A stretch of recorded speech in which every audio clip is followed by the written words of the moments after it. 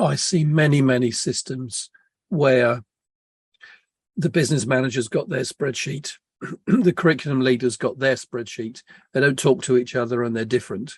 I see lots of systems that are, for lots of reasons, they don't have all the data in them. We don't include that because that's funded from somewhere else. We don't include that because it's funded from somewhere else. The whole point about smart curriculum is it's all in. We put everything in. All of the, let's take a timetable in a secondary school, for example. What goes into a timetable package is usually the kind of turnaround of all the classes, but they don't put in the special needs provision, they don't put in alternative provision, they don't put out of classroom activities, for lots of reasons. But and then you'll find single bits of paper where somebody's worked it out on a spreadsheet or drawn it up. So what I would suggest is that the whole thing goes in together. I was working with a curriculum last week, and it's a very generous curriculum. But when I started asking questions, I realized that not only did they have this curriculum, but they had a shadow curriculum, which was what they referred to as an alternative provision. So 2 fully staffed classes of that provision hadn't been included. And then there was another layer of extraction provision where children were taken out of classes for various reasons, which was another 2 members of staff. So what was a 4-form entry school had 6 classes plus 4 more classes. We're talking a 4-form entry school with 10 classes of provision. And then they sort of struggling to understand why I'm saying, well, every one of these provisions, because it's 50 lessons over a 2-week cycle.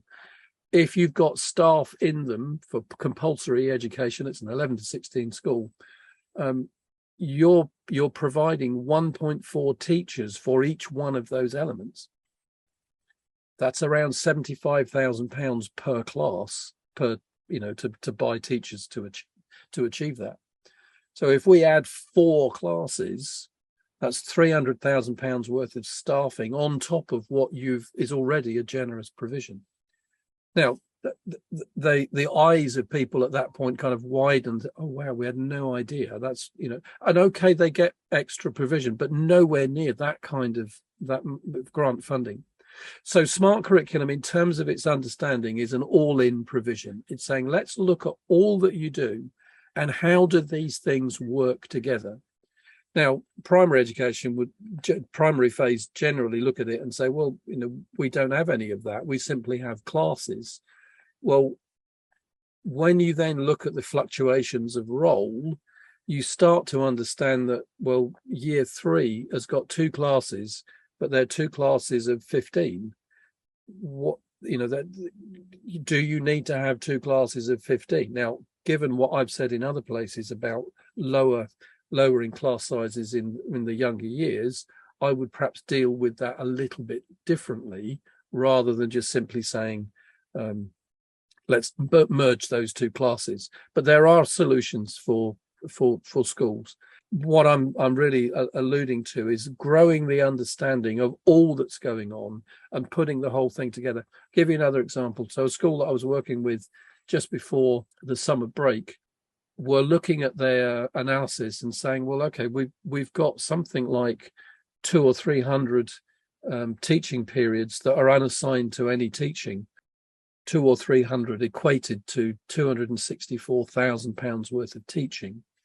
Now, they said they were using that surplus staffing to patrol the school. So they were doing management by walkabout or on call, or lots of different names for that process. But they had no idea that was costing them somewhere in the region of £260,000. They were quite surprised when they saw that. And their first reaction to it was, we need to go back and reevaluate whether this is being effective, because £250,000 to spend on staff walking around the building holding radios, not to diminish the need for that. In some schools, that's really needed. But in terms of its strategic impact, now that we would have to question whether those resources could be better spent on the classroom, and it might be on changing class sizes or putting different resources into the classroom. Those processes are things that come out of this dialogue. So all in, all understanding, affects strategy, opens people's eyes to understanding, and then it makes us more strategic about how we're using our resources.